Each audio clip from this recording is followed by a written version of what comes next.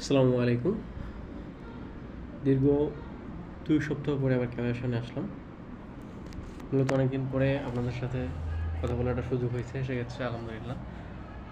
আর আমার ক্যামেরার কন্ডিশনও তো ভালো না, লাইটিং জ্বলতেছে লেগতেছে। এরপরও চিন্তা করলাম যে এই জিনিসগুলো যখন একটা সময় হয়তো আল্লাহ সময়ের পরিবর্তন করবে, অবস্থার পরিবর্তন করবেন ইনশাআল্লাহ।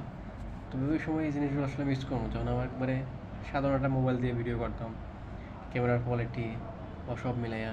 এরপরে থেকে যেটা কথা বলার চেষ্টা বা অন্য অডিয়েন্সের কাছে পৌঁছানোর যেটা চেষ্টা, এই জন্যই আসলে মাঝে মাঝে ভিডিও রেকর্ড করি। আর এই ভিডিওতে আসলে আহামরি কিছু বলার হয়তো আমার প্ল্যান নাই, অথবা আমি কোনো প্ল্যান ছাড়াই ক্যামেরার সামনে চলে আসি হুটহাট করে। হয়তো বা ভিউ খুব কম হয়, 316, 300, এগুলো আমার সচরাচর ভিউ হয়। তো এক্ষেত্রে আমি এগুলো অলরেডি আমার মুখস্থ হয়ে গেছে, 316 বা 416 এমন একটা সামান্য। 1K 2K এগুলো তো হাইয়েস্ট ভিউ। অরিজিনাল ভয়েসের ভিউ খুব কম মানুষ শোনে। আর দিন শেষে আসলে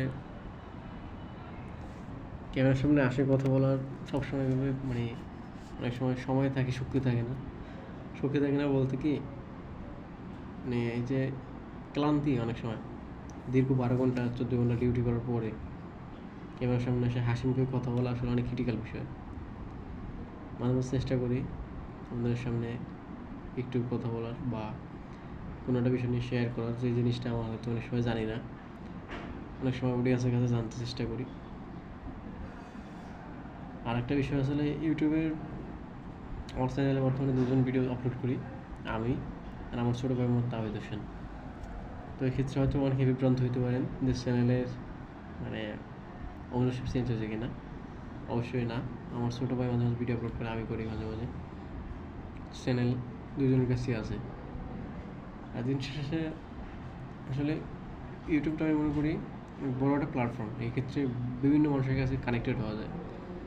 আমার ফেসবুক পেজ আছে, ইউটিউব অ্যাকাউন্ট আছে, এক্ষেত্রে ভিউ হয় একবারে লিমিটেড, 75-60 জন। এগুলো ভিউ তো আসলে আমি মনে করি কিছুই না। আমরা আমাদের কতগুলো মানুষের সাথে কানেক্টেড হতে পারছি, আমি মনে করি ওইটাই আসলে দিনের সফলতা বলতে এমন যে আমার এই মুহূর্তে শত শত মানুষের কাছে আমার যাইয়া কথা বলার সুযোগ নাই, সময় নাই, অথবা আমার ওই পরিমাণ মিডিয়া নাই। এক্ষেত্রে আমি মনে করি কি, যে ইউটিউবটাই বর্তমানে একটা মাধ্যম, যেটার মাধ্যমে অনেকটা মানুষের কাছে পৌঁছানো যায়। আর এক্ষেত্রে যদি ভালো কিছু করা যায়, অবশ্যই বিশাল একটা কমিউনিটির সাথে কানেক্টেড হওয়া যায়, আর অনেক কিছু জানা যায়, শেখা যায়। এটাই। আসসালামু আলাইকুম।